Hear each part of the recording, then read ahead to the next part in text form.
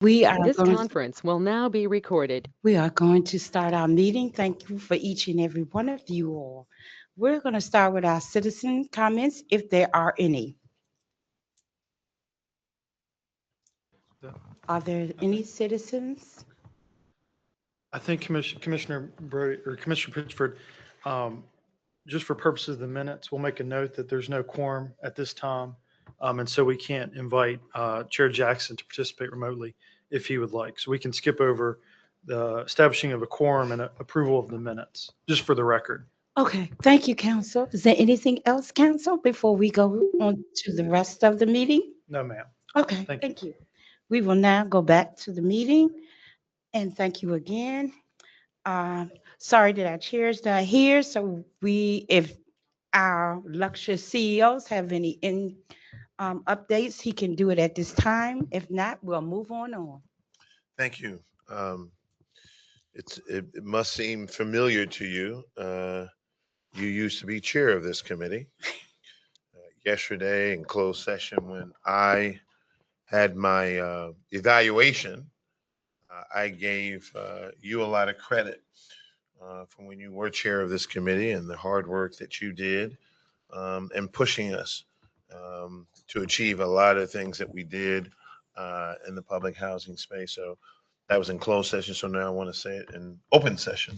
Appreciate the hard work you did in pushing us to achieve that what we achieved, which I shared in my binder. So appreciate your leadership. And so this chair must feel pretty familiar to you, right? Sitting there. Yes, but I want to, I thank God for Miss Brody, yes, ma'am. So I want to do two Commissioner things. Brody. First is I want to take a moment, and it's good to see that. Hold on one second. Chair and Bill Johnson first. Okay. I'm gonna have you make an acknowledgement first, Commissioner Pitchford. Yes, I want to acknowledge our chair, who is none other than Diane Brody. And our chair of this committee is Diane Brody in her absence, but our chair overall is none other than Commissioner Eddie Jackson, and he's online. We want to always acknowledge your wonderful presence. And also, our former chair is also on our line, and we want to welcome you, Bill Johnson, Commissioner Bill Johnson. Thank All you very right. much. All right. We're going to move right on along on our So agenda I if want to, there's no other. yeah, I want to make two things quickly. I want to take a point of personal privilege and allow, before I turn it over to our senior vice president, and allow our vice president of communication and public affairs, Miss Angela Fountain. We'll probably do this a couple of times as we get to the full board meeting, but it's always to do it in the committee meeting as well, Mm. to let her introduce a new member of her team. Thank you. Good evening, everyone. It is with pleasure that I introduce my new communications coordinator, Latanya Claiborne. It's like the designer. She she has been with us a good 2 weeks now. Um, and just really looking forward to. She's already begun to put some structure and some organization to our office. She'll be working very closely with all of you, and just a great hire. Did you want to say something, Latanya? Okay. Thank you, sir. Thank you, Commissioner Pitchford. Thank Abs- you. Next, And, we're going to turn it back to our CEO. and I'm going to turn typically at this point in the agenda, I usually walk through the agenda, and I'm happy to say that I'm no longer going to be doing this for this committee. That means I can have more time to do what Ralph Stuckey always asked me to do, and that's raise money. But Bill Johnson not raise money for Ralph Stuckey to have walk around money, but to raise money for the residents. So having not having to do this any longer frees me up to focus on unrestricted revenue and the other more strategic things. I'm proud to introduce a new member. We'll be introducing her again, a full committee, but I no longer will serve in this role in walking through the agenda. So tonight's my last night doing it because I'm proud to say that we were able to recruit someone who is a very serious person. And she's our new Senior Vice President for Public Housing, Miss Brigitte Mac Rizzo. I'm gonna let her say a few words by herself. We were lucky when Mike Kelly and I were interviewing her. We saw she had a finance background. We're like, okay, well maybe we ought to put her in the finance department.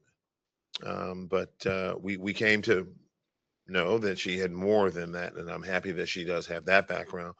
To add the fact that she was a former CEO in the great state of Illinois, and we were really lucky to get her. And so I let her say a few words about herself, and then I can be quiet. Miss Brigitte. Good evening, Commissioner Pritchard. Good evening to the rest of the commissioners of the RRHA Board. I'm happy to be here. I'm excited to be here. I'm excited to join the team. I received an extremely warm welcome here, and I feel right at home, right? And so I'm all in on the executive director's initiatives, and I can't wait to drive them forward. I thank you all.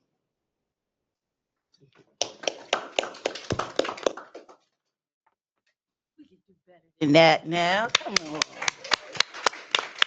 All right, we got a vice president of the affordable housing, Senior Vice President.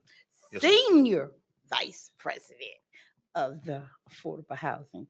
All right, we're moving right along in our agenda, and next on our agenda is the Operation Clean Suite in the partnership of the City Department of the DPW, and you all can read the rest. I just did the introduction, and we're going to turn it over to those wonderful representatives. First, we're going to give it to our CEO, then we're going to turn it over. I have Miss Senior Vice President Brigitte to give her thoughts on the subject. She was out there with us that Saturday, and then I'll let her have Mr. Charles Williams say a few words. My thoughts on the subject is that clean sweep is needed. My second thought is I would have liked to have seen residents participate in the action. While my staff and team members are taking up the initiative, it's part of a larger program for making things for residents better, right? The situations for residents, developments for residents better. And believe me when I tell you, I will be out with my trash bag, gloves, and fork to help clean up too. It's not past me. So I'm all in. I'll leave it to Charles to explain how he's spearheaded this initiative. Okay. Good afternoon, everyone. I think everyone has said a lot about this Clean Sweep initiative. It's been a collaborative effort between RRHA and DPW. It's been a big success. On the 18th, DPW, the Housing Authority, and we had some volunteers. We were at all of the big six, the big five, and we simultaneously hit the streets. Around 10:30ish, we had completed getting rid of the trash on all of the properties. Our CEO was in attendance with us. Our senior VP was in attendance with us, and various DPW executives were there as well. This past weekend, we hit the second phase of the Clean Sweep initiative. So what will happen is DPW will hit the hot spots once a week in addition to the regular trash pickups from 7 to 9. They will hit each one of our sites. and that will happen at least for the next 2 months. After that, it will be every other week, and it will be as needed after that. But it's been a big success. We do have a cleanup scheduled for Gilpin Court this weekend. It's from 9 to 12. Again, it's at Gilpin Court. DPW will be there. The Housing Authority will be there. Our employees will be there.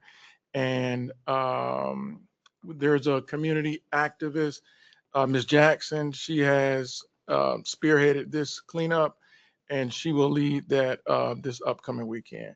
But it's been a really, really big success, one that our CEO has really pushed. He has, I think he wanted to be in the military at one time because he has really been excited about the strategic movement that the team had on the 18th. Thank you, Charles. I want to, Ms. Jackson really didn't spare it. You spared it. You made sure that that weekend we were out there, we had all the trucks that were pre-positioned and all of the, it's still the big six until the big five goes down, but they were pre-positioned in the big five. There were 50 hotspot. That's where the worst of the worst trash conditions were. And with DPW, we were pre-positioned in all of those. And then Charles had a walkie-talkie, and it was saying like a military operation. Are you guys assembled in the hillside? Are you assembled in Fairfield? On and on and on. And then we commenced. And the good news is that this was not a one-time social media event or TV thing. We, as Charles said, we're going to be doing this on an ongoing basis. DPW has committed overtime to doing this. Charles, and Brigitte, one of the follow-up things we have to do is work with Ms. Angela Fountain. There is money that we have out of the ceasefire initiative, because what we cannot do is just continue to go to these spots and clean up behind them, because residents will then say, oh, okay, I'll keep throwing it on the ground because you're going to come clean it up. And so what we are, the next phase of it is to then get these flyers and to put it in the folks' doors in around where those 50 hotspots are. We don't want to continue to go back and clean up, because again, they'll say, oh, okay, I'll keep throwing it on the ground because it seems like that's what I should do. So we have to talk with Miss Angela Fountain and look at the dollars we have in the ceasefire grant, state grant, and to see if we can get these flyers and say, if you continue to do it, it will be lease enforcement and it will be a violation. And we have to be strong about that. So I think that's important, as we say, and make sure, as we said, right, accountability for our maintenance folks, property managers, and others, to make sure that we're not turning a blind eye to these spots. And I want to just thank our senior vice president, Brigitte, for being out there. It was almost like her first couple of days on the job. You'll be proud of her, Commissioner Pitcher. We were all huddled to like a command post, and we found her over the other side of the street with a bag picking up trash. I'm like, no, you got to come here. She was like, I don't want no TV and all that. I want to pick up trash. And so I like that, about that sort of sense about her. The next item on the agenda is local.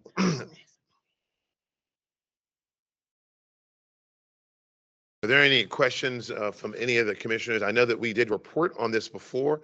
Our update is that this is an ongoing project.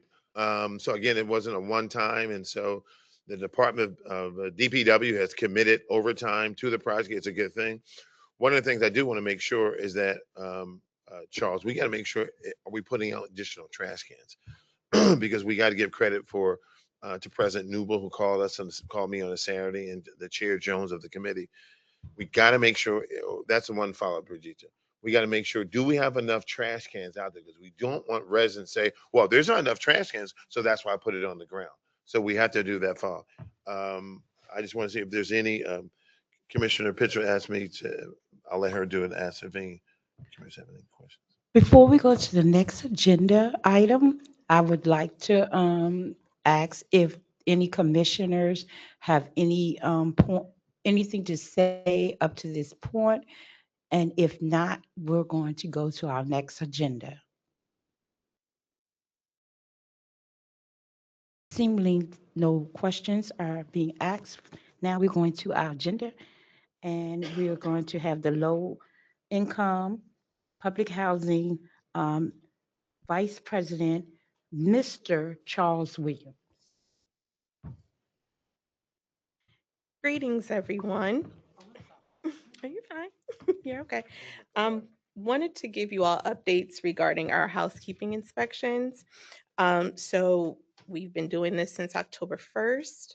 And overall, we've completed about 1,100 inspections. So the staff is working diligently to go to these units, inspect them. We also send our references over to our resident services department where they meet with the tenants whose units are, unsatisfactory. They need assistance with keeping up their unit, giving them cleaning supplies. So we are definitely excited to do that. And the ones that fail, we do have follow-up inspections. So we schedule those just to see where they are. And if they have not complied, then we will potentially move forward with lease enforcement because that is a violation of your lease. So we are definitely excited to get this done, and it has definitely been a team effort. So we are seeing the difference when we go to the sites and they're like, you can come in my unit, it's clean. So they are very enthusiastic about getting their units clean. Of course, we do have some that have not complied, but we are working hard to make sure that they have the tools that they need to keep their units cleaned. Commissioner Mitchell, I have a question, if I may. Go ahead. So have we issued any citations in these housekeeping? Because one of the things that's important is that, as we go around, we hear residents say, you know what? My neighbor has got roaches and his roaches are coming into my unit. And so have we give out any citations and take any action? Understanding that we all took the fair housing training and Ralph mentioned about this. If you may have hoarders, and we have to follow the fair housing laws about how we then get that person, quote unquote, to do the right thing. But I'm wondering, are we sending messages and have we done any citation? So what we'll do is on the housekeeping inspections, we'll make a referral to resident services. But on the trash, we will issue citations for those residents that are non-compliant. So when our maintenance team is out there, if they see couches, beds, or even if they see mail that belongs to a particular address, we can issue a citation for that particular individual. I just want to say, Commissioner Pitcher, what we'll see, we're bringing in a new head of security.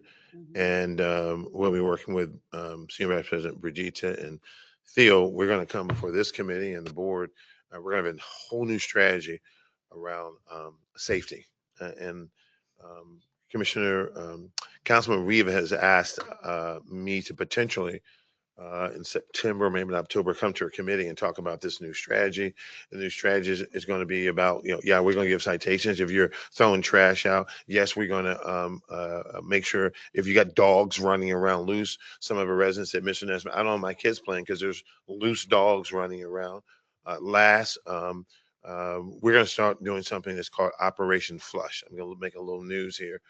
And that is, as you know, Charles, in some of the stalls, people hanging out. We were walking one weekend.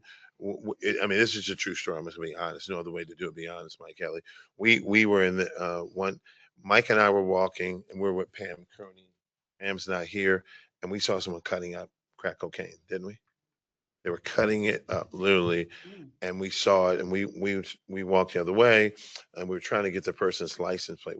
We had our security with us, but we're going to have as we're trying to provide more services and programs for our residents, we're going to have accountability. And so on the issue also of towing, we do have a towing policy, and we're going to hopefully get this towing company. We get lots of complaints, commissioners and Commissioner Pittsford, about people, illegally parked.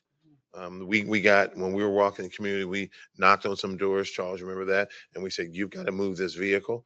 But we're going to go, remember, former Commissioner Patrice Shelton used to talk about how so many abandoned cars, so many. Hillside is the worst. And so we're going to go back to a towing policy where there are abandoned cars. So I just want to say that and stay tuned for that, Commissioner Pittsford.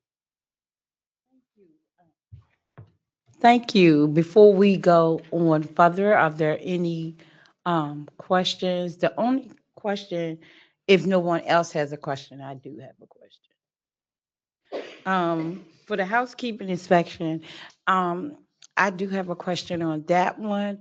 I'm very proud that we're doing it.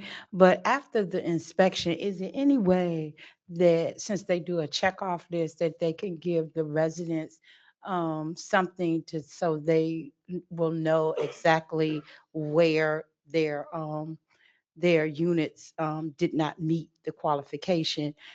Something a checkoff list. It might not be everything, but just a something that they can have in their hand, so they can better prepare themselves for to so you all won't have to do that again.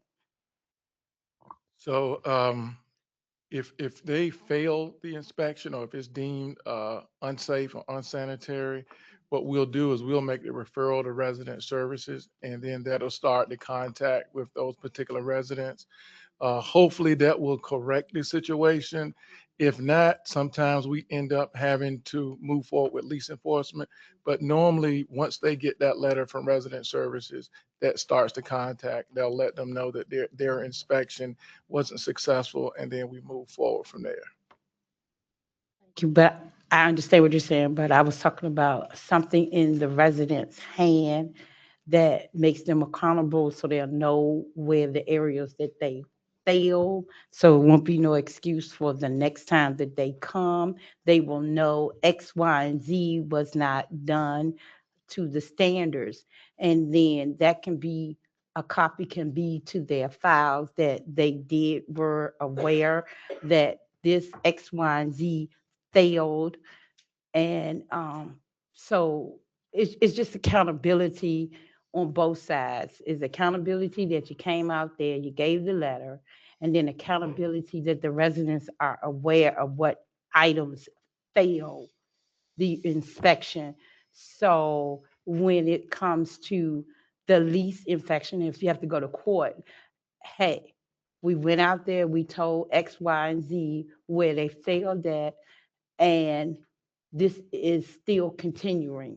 It strengthens the the enforcement, Okay. in my opinion.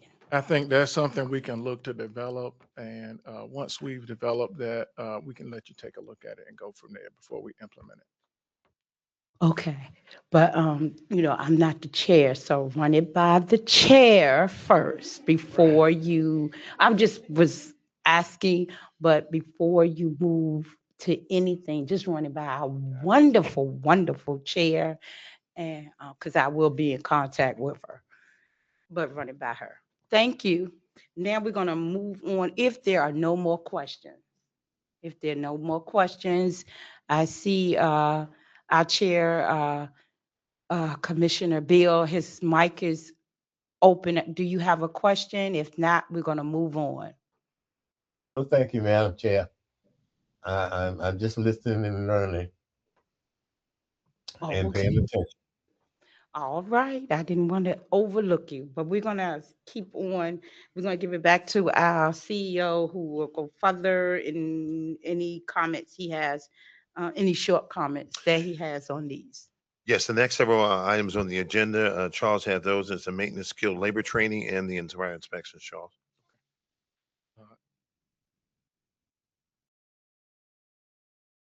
Okay, back in September of last year, we lost about 17 folks in our maintenance department.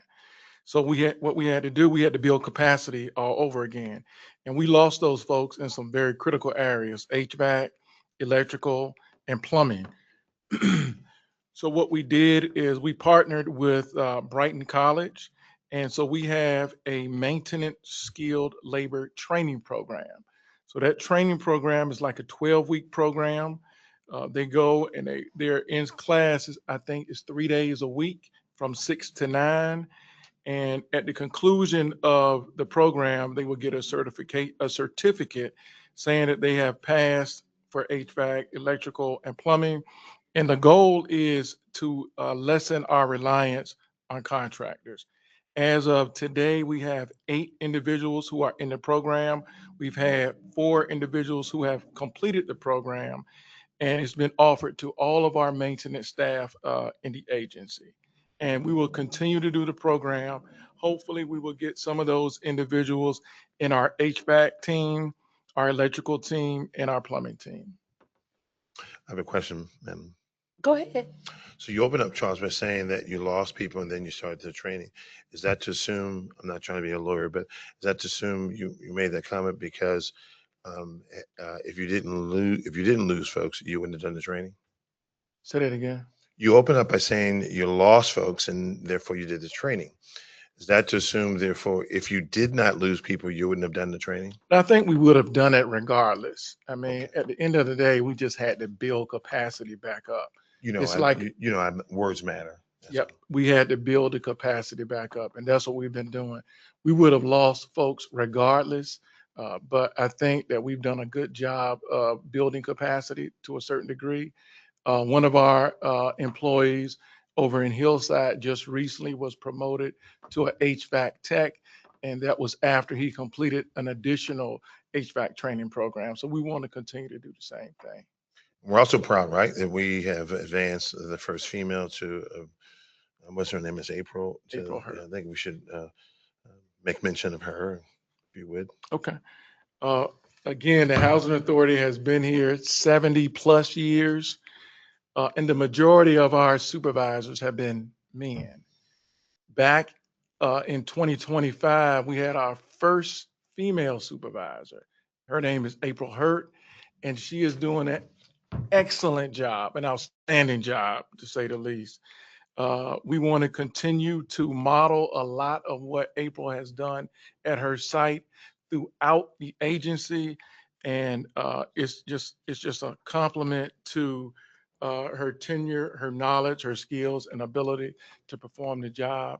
And she's just doing an incredible job.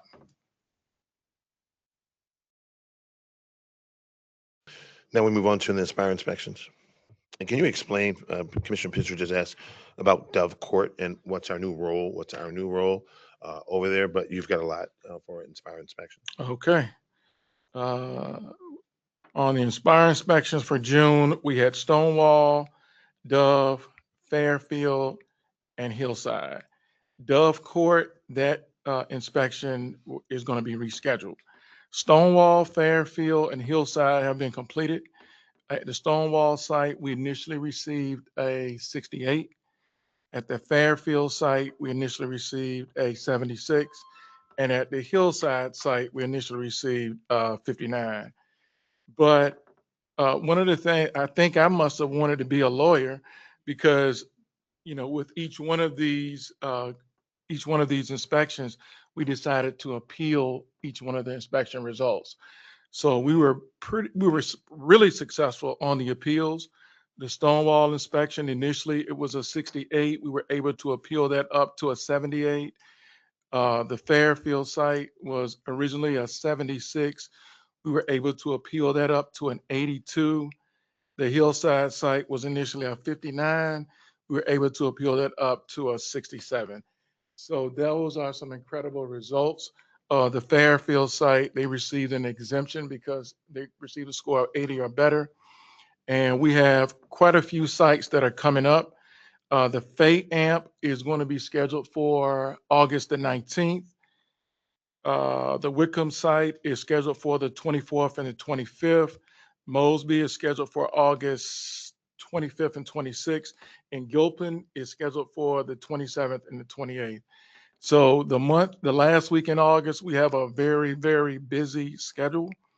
I have been summoned by my new senior VP to be on all of those inspections, just in case we have to appeal. But I think we'll be prepared. Again, they are very difficult inspections, but historically, we have done a pretty good job. If I can, Commissioner, note that this particular set of inspections were done by HUD quality assurance inspectors, the highest kind of dot every T, dot every I, cross every T kind of inspector. So we were actually at a higher level of inspection than we normally had been. So I think that the numbers that Charles has reported are exceptionally good because we were under a bigger magnifying glass this year. Thank you. And I did have a question if no one else had one. Yeah, my question is to the CEO, because I can't really talk. To the CEO, can you ask Charles to explain why this is so important to our numbers for as far as the inspections are? So I'll let Charles do that. And I think Charles, you should say in the context of what it means in terms of our HUD rating. That's number one. And here's the other thing. Everyone knows that, and I've talked with Commissioner Johnson, that the city is going through what's called a code refresh. Not code refresh, I'm sorry. They're looking at doing what's called, I misspoke, what's called an inspection regime throughout the city. And to the extent we can show the city that our standards, as Mike Kelly said, is uniquely high, we may not, we'll be able to work with the city and say, hey, do not subject the housing authority to a second level of inspection. That's one of the things, Mike, we need to debrief Brigitte on. I don't think we had that in her debrief binder books. But the city is looking, this means they haven't acted on it yet. They're looking to get tough on landlords throughout the entire city with the new inspection regime. And we hope that because we have a higher, as Mike Kelly said, inspection standard from HUD, they would not subject to a second. But as Commissioner asked, could you just tell her how important us getting a good score, and what does that mean for our overall rating? Okay, so it's extremely important because it's one of our 4 FOS indicators, and it's the highest percentage of all the FOS indicators. So when you look at our FOS score, it's 100 points that we could possibly get. The physical inspections is 40%. The management operation is 25%. The financial is 25%, and the capital fund is 10%. So if you don't do well on that 40%, it's going to be tough to get a standard, to be at least a standard performer on your overall FOS rating. So we want to at least no lower than standard. If we can be a high performer, that's what we shoot for. But it just affects our FOS score in a really big way. Thank you. Madam Chair. Yes, go right ahead, Commissioner Bill Johnson. I've heard this over and over again. And what percentage of this rating, this inspection, include the residents? Could you repeat that again? And how of this inspection, how much of it involves the residents? Are they aware of this and they're doing Yeah. to get a So higher rating? Commissioner Johnson, yes, one of the things that we do as soon as we find out that we have a scheduled inspection, we notify all the residents at that particular site. We don't know which units are going to be selected. Normally what they do is they select anywhere between 28 and 31 units. So we have to be prepared for all of the units. So we need the assistance of our residents, whether they need to call a work order in, let someone know that they need some repairs done, because every deficiency that's noted can count against us and hurt us. So we do use the residents to help us on these Inspire inspections. You give a report card of how the units, how the community is rated. Like you go to Wickham and they might get 2. And then we can pretty much let them know and get them involved. And they can help out. Disappointed hearing that staff out there picking up trash for folks that are not picking up their own trash, and then they're not participating when you're taking out the trash. So I'm just a little bit concerned that we are doing that residents are not doing enough for themselves to make their community better. So if they are, since we have a new person in communication with Ms. Fountain, that we might can send out some kind of brochure, and how that rating, and let them know what that rating is out of 100. And well, maybe so and maybe not, but just listening seems like they should be more involved in making sure that their community is bought and why it is not bought up. That's all.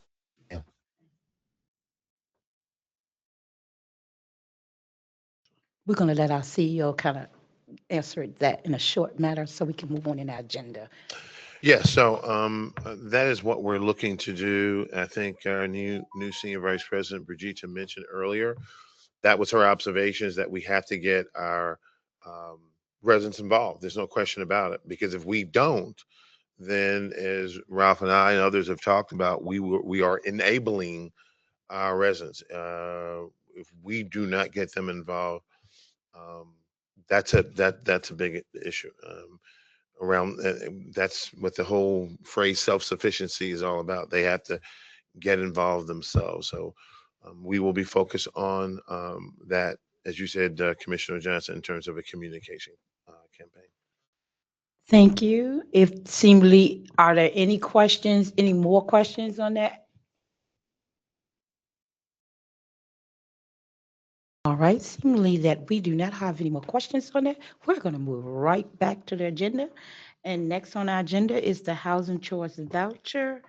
Vice President, Mrs. Fatima Smith Hoggrove. Good afternoon, everybody. I'm listed to talk about the return to 918 Chamberlain. As everyone knows, we returned in January of this year, so we've been back a total of 7 months. We are excited to be back. The residents are excited to have us back. The community is excited to have us back. And overall, things have been going well. Just to give you guys just a few numbers of how things have been going. In the last 12 months, even prior to us moving to back to 918, we've hosted a total of 96 walk-in sessions. So we host walk-ins every Tuesday and Thursday on a weekly basis. But since we've been back to Chamberlain, as of Tuesday, we have serviced 5,528 clients in those 7 months.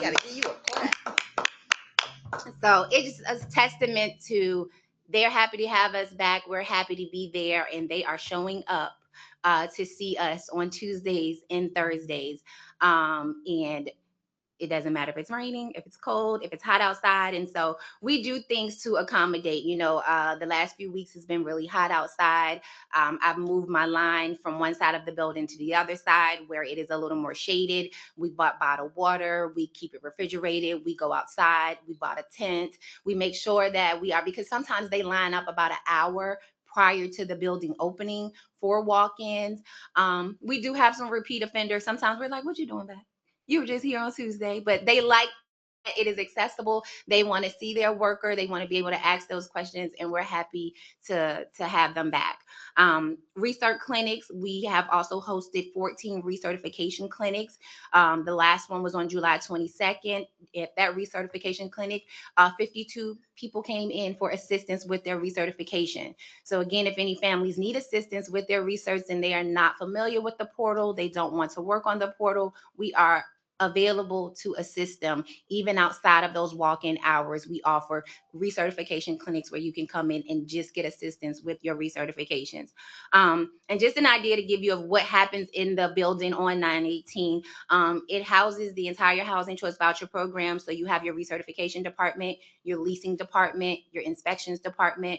There's also the tenant selection office. So that is all things that are related to the wait list and eligibility. So it is the hub of where all of your housing needs begin, and everything kind of starts at the blue building, and they come over and they visit us. And I think that's everything. Inside of the building, everything's pretty much going well. They are beginning to do some renovations outside. They're going to do some work in the parking lot. We got a couple potholes. We want to paint the building, make it look a little bit better on the outside. It looks really nice on the inside. We had our front desk installed yesterday, so we got a brand new front desk in our lobby. So they're going to start doing some work on the outside of the building just to give it a little bit of curb appeal, and so it doesn't just look like, oh, there's cars over there, I think they're in there, or that kind of thing. So give it a little curb appeal, but other than that, we're back. Tell a friend to tell a friend. We're there. Beautiful. Simla, are there any questions before we move on? Seemingly there are no questions. I just had one question. As far as the goals that you were talking about earlier, what percentage are you on those goals? On which goals?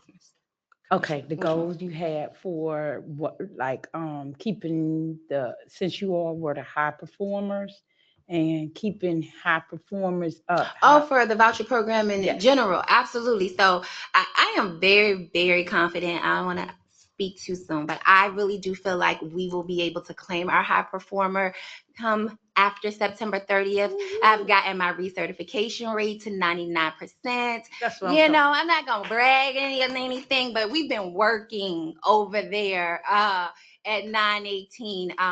You know, I was singing a different song this time last year. I had a backlog of recertifications of almost 1,700. I have less than 208 recertifications right now. And so all of those efforts, it goes into that. So one of the goals is that we will be able to say that the Housing Choice Voucher Program is back to being a high performing voucher program for you guys, so that you guys can brag about where you guys work and represent and all those good things. So you're no longer a standard? So you're no longer standard? You know, the person that used to say that is no longer here. You know, he used to, throw that out there a lot. But after September 30th, we will no longer be standard. You know, he used to ask me all the time about if you're having a standard day. But yeah, we are coming back for that high performance status. And we want to increase our customer service and everything as well. So we are listening to the families. And one of the things that they wanted to be able to reach us. While it was really nice being here at 600, it was a hassle. It was a hassle to find parking. It was a hassle to get in the building. It was a hassle for them. So we listened. They wanted us back. We're back. So, we are trying to, and not just the clients, the landlords as well, kind of listening to them as well. So we just recently had a landlord session about 2 weeks ago, had about 14 landlords that we did some training with them as well. Yeah.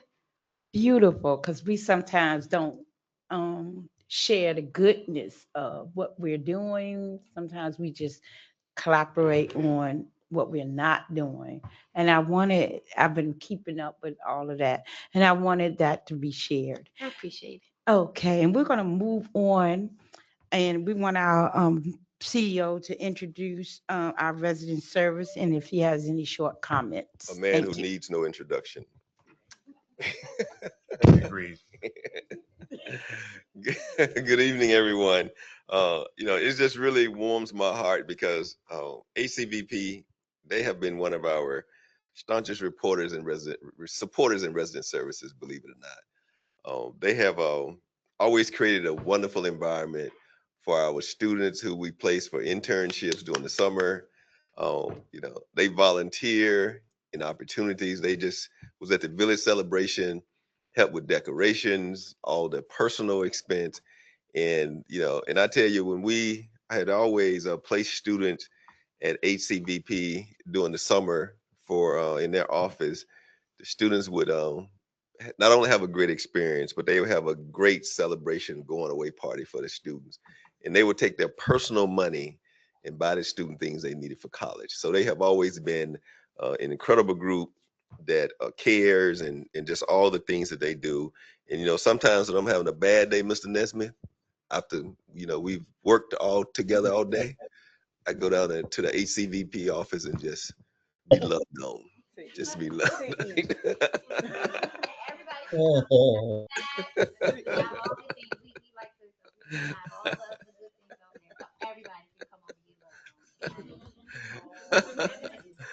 They have good snacks too. have good snacks too. But yes, I just want to want to talk about the village celebration. This was our 7th annual village celebration. And, you know, if you look back in the minutes, I estimated that we would have 12 students graduated. Oh, did I miss the mark? We had 16 students. 16 students. And, you know, and we have just incredible students because you guys met some of them. The young man is going to college on a track scholarship. He couldn't be there. He was going to be one of the participants on the podium that night. He was up in New York doing an internship. So our kids are incredibly smart, and incredibly intelligent. And believe it or not, Calandra, I heard Mr. Nesbitt tell the students one day, "You guys were a lot smarter than I was when I was growing up." And so, you know, and I'm an attorney now. And I was like, you could be it. You know, he's a great example. But it's always a wonderful event. And so we're really excited though about our new senior vice president because she's talked about her experience in fundraising, and you know she want to put her just to make a few tweaks to the program in a very positive way. So we're really excited about the potential and the future of the program. And of course, if you weren't there that night, communications had an incredible program. Yes. Yes. Incredible program. And you know that program has a storied history with resident services, very specifically me. But it was incredible. The program was incredible. Had all the metrics in it. Had beautiful pictures and portraits of the students. And of course, you know, looked up and you know, Latanya was there. She had just new and excited, and the whole communication department was there, videoing and everything. So we're looking forward to the video. Fonzo said it's a lot of footage, and he's gonna make something incredible. But the 7 years, we're really excited about the 7 years. We're really excited about the future, especially as our new senior vice president talks about. You know, she said, Mr. Stuckey, I know Mr. Nesbitt said that $1 million, but I'm gonna get it for you. That's what. So I'm really so I'm really excited about that. But you know, and everybody donate. Folks at this table donate, and it's really exciting how much everyone supports the students. But again, it was a wonderful night. The data just was there. Angela has programs that you know, she can send you electronically so you can take a look at it. But it was just incredible. So we're really excited about the future of the program, and also about fundraising this year and doing some incredible things. And you know, we had an after action review. We're going to bring some more changes, big and better things in 2027. So get excited. Wow. Thank you. We are definitely excited. But we're going to stay on our agenda, and we are going to move on to our the, our chief executive office, none other than Stephen Nesbitt. He will give us an early update on the city and RRHA people plan and status of the MOU. So very quickly, the city council's subcommittee a week ago unanimously voted out the resolution between RRHA and the city. That is the memorandum of understanding. That was a big moment. No one thought we ever get there, given all the acrimony and everything. As we all know, have been in the newspaper and on TV about it for several years. I want to give a big shout out to our chairman of our board. He's the guy that really said, let's hang in there. I remember when there were tough days when some of y'all remember the question was whether or not Nesbitt is the right guy. Should we do it? And he led the charge and said, no, y'all, we're going to vote. We're going to take a vote. And we're going to send him right back in that den. Send him back in there and have him just keep plugging away. And he took a leadership role, and he got the votes. And I went back in the den, if you will, and we have now forged a better relationship with Mayor Gould's team and city council, and guess what, with the advocates. And I think that's a really good thing. And the chair has been showing up at a lot of those events. But we have a new relationship with, again, the advocates. And we had to, and personally, I had to humble myself and ask for forgiveness for some of them because I think, I'm always big on words and how you communicate, and I may not have said some things the right way, and they may not like the fact I wear suits all the time, but then, then sometimes I went out with my Timberlands and they say, well, you need to put your suits back on. And so, you can't satisfy everybody all the time, but where we are now, as manifested when by the fact that the mayor's top team, they were here and they gave congratulations to our team, to our negotiation team, to everyone. And they thanked the board. They thanked the Board of Commissioners because without a strong Board of Commissioners, none of us can do this. And so it's the board that gave us the wind at our back, and we're in a great place. So hopefully of this year, the MOU will go before the full city council. We are using this month, the month of August, for what is called basically a comment period to receive comments from a number of groups, and we think that's a good thing.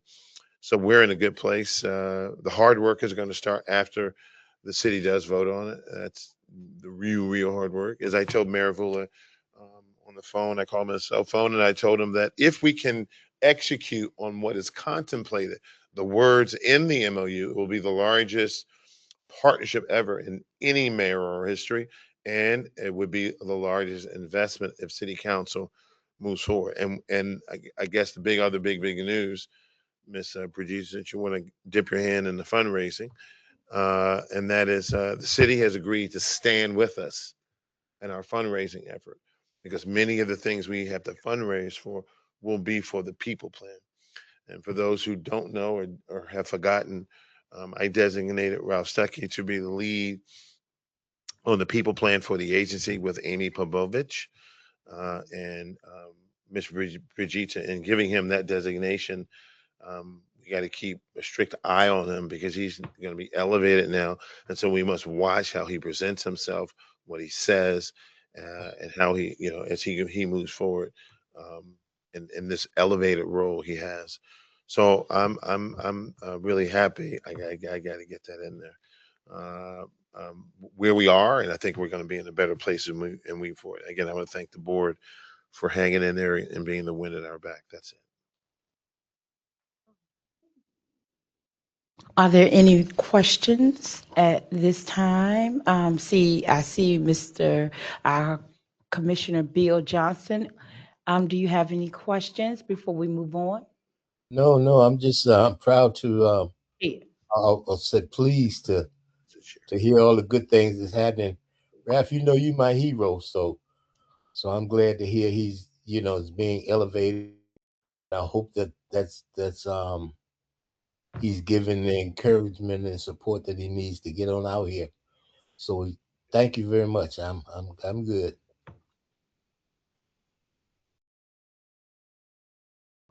Okay, we appreciate that. We're going to move on with our agenda if there are no more questions. Okay, seems that there's no more question. Now we go to the housing compliance with Assistant Vice President, if I'm correct, Calandra Trotta. Well, safety. We're going to safety. Yeah. We're going to safety first. And we're going to punt that one until our new head of security is going to come. That's what I thought. Yeah, and that's why you properly went to the next one. Yeah, You and I that's what I talked thought. about that. We're going to be working and bringing forward a new enhanced and security and safety strategy for all of the big six and our senior sites. So stay tuned when our new head of security comes, and we'll be making a larger presentation. Right. And I will say that one thing in regards to public safety, there is one minor thing a minor update. Next week, the annual National Night Out will be taking place in Hillside Court. So I encourage all that are in attendance in this particular building and those that are online to come out to Hillside, starting between 4 p.m. to 7 p.m. Ms. Pat Brown from Resident Services has put together some things and got some vendors in to help with that particular event. I do know that she has like RPS, the Office of Community Engagement, some of the Divine Nine, some alphas, some Qs, and some deltas, along with City Councilman Ellen Robertson, who's going to give a keynote address. She's going to be in attendance along with some members of RPD as well. So from 4 p.m. to 7 p.m. on Tuesday, August the 4th, National Night Out. Thank you. Right? Madam Chair, Yes. um, Stephen, this is to you.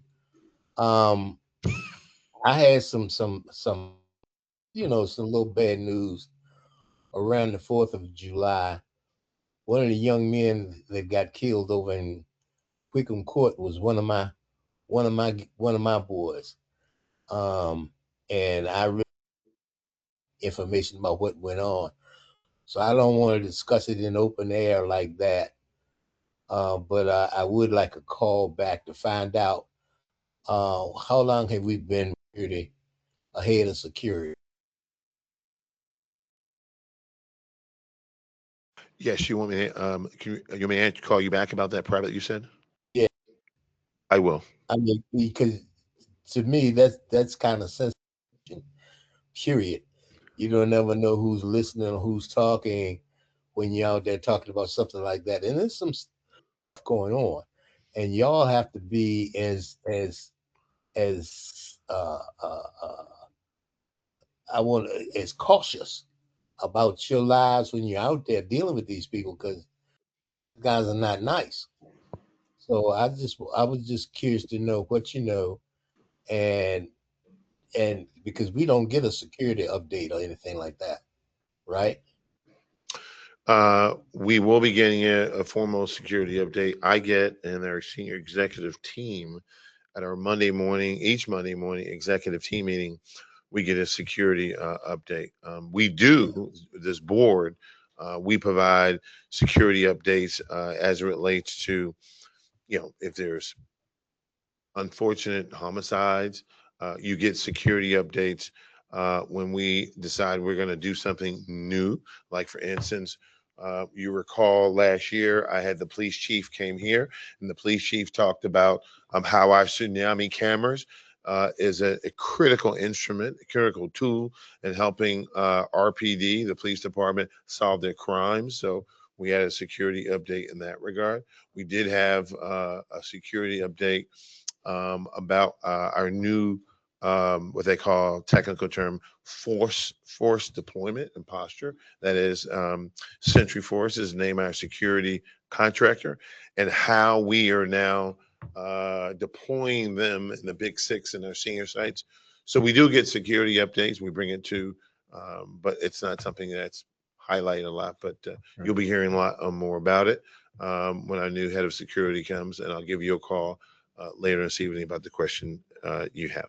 And if I can just, sometimes in those type of situations, an ongoing investigation will not be divulged to us through RPD. So I think that's what he's actually asking as well. Yeah, well, I know you've been updated, so and I don't want what kind of information out in the open air anyway. So I'll give you a call. thank you, appreciate it.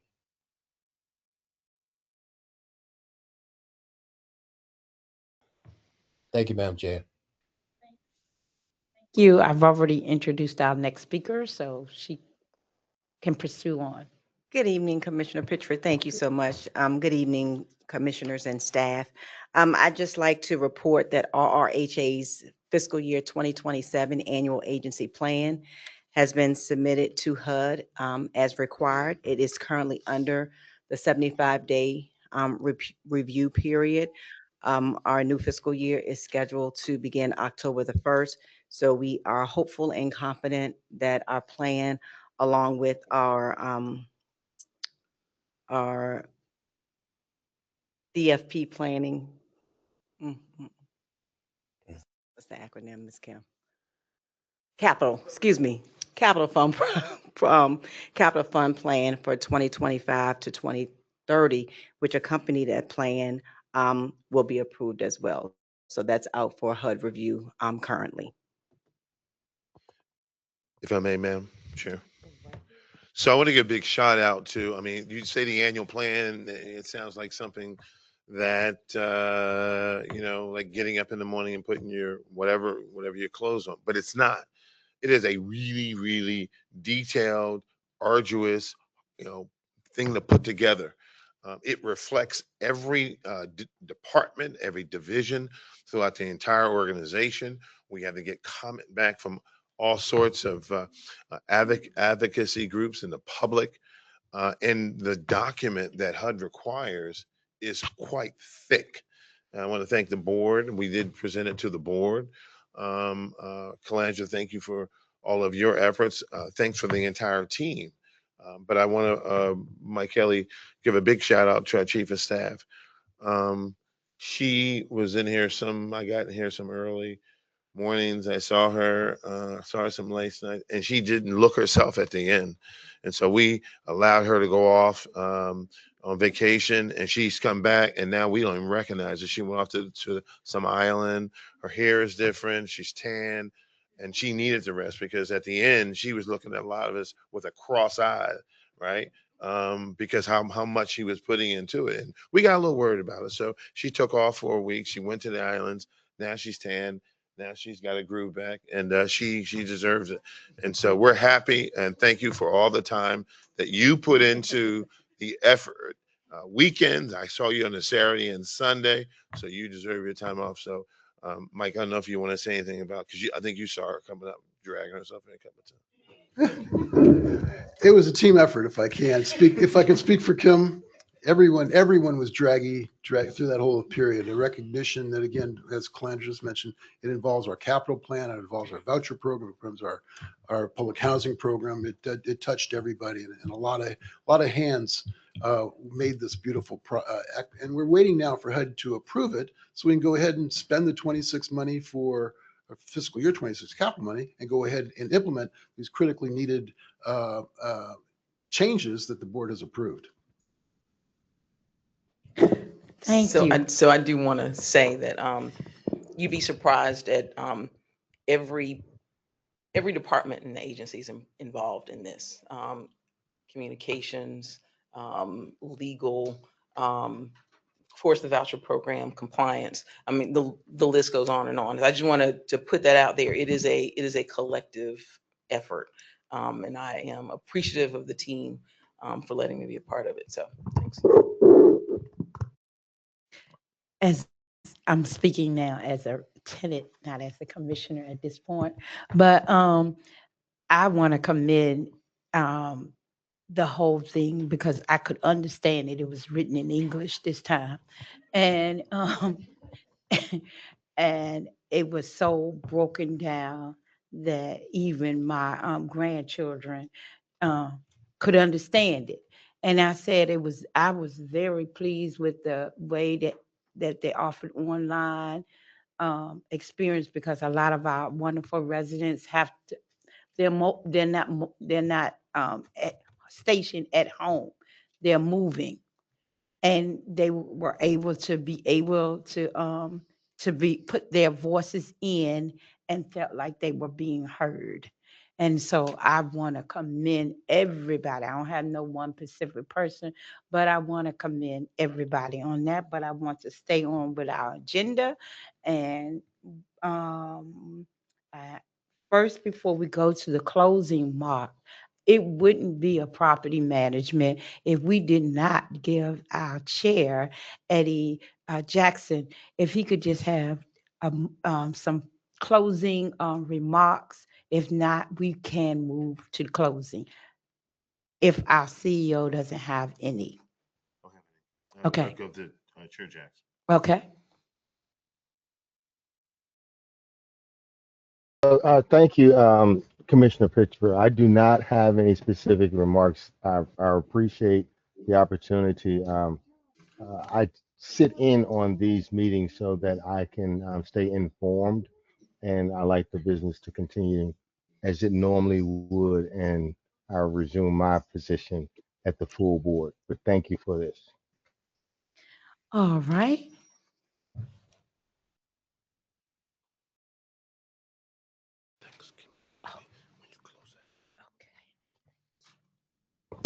With those wonderful, encouraging words, um, I would like to announce that our next committee meeting, so put this on your calendar, September the 24th, 2026 at 5:30 p.m. So put it on your calendar. I'm going to say it again, September the 14th, 2026 at 5:30 p.m. And I'm not Mrs. Brody, but I always like to close out with a word of encouragement. And before we close, I know that Ms. Parker spoke. If if it's okay with the CEO, can tell her title because we didn't get her title. Yes, ma'am. My apologies. I am the Assistant Vice President for Public Housing Operations for Region 2. Isn't that beautiful? All right. I like to make sure that we got all these titles together. But I want everybody, as we close out, to close your eyes, rest a little bit. We go through so many busy channels, we go through so many busy things. We are juggling between our personal life and our business life. Sometimes we don't even take a moment to pat ourselves on the back and say, we're doing all right. So if we can take and pat each other by on the shoulder and say, we are doing all right. And with that, we like to end. Thank you, each and every one of you all, for coming.